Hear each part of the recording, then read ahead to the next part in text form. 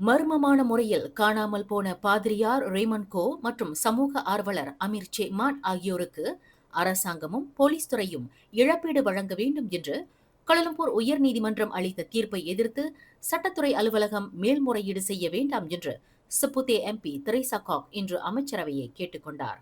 அதேவேளையில் அவ்விருவரும் காணாமல் போனது தொடர்பில் நீதிமன்றத்தின் உத்தரவுக்கு ஏற்ப போலீசார் மீண்டும் விசாரணை அறிக்கையை திறப்பர் என்று உள்துறை அமைச்சர் டத்தோஸ்ரீ சைஃபுடின் வெளியிட்டுள்ள அறிவிப்பை தாம் வரவேற்பதாக தெரேசா காக் குறிப்பிட்டார்.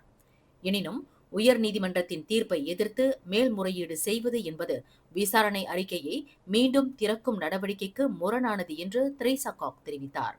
இவ்விருவரும் காணாமல் போனதற்கு அரசாங்கமும் போலீஸ் துறையும் தார்மீக பொறுப்பேற்க வேண்டும் என்று நீதிமன்றம் உத்தரவிட்டுள்ளது. இந்நிலையில் தீர்ப்பை எதிர்த்து மேல்முறையீடு செய்வது என்பது நீதிமன்றம் கண்டறிந்த உண்மைகளுக்கு எதிராக அரசாங்கம் சவால் விடுவது போல் ஆகிவிடும்.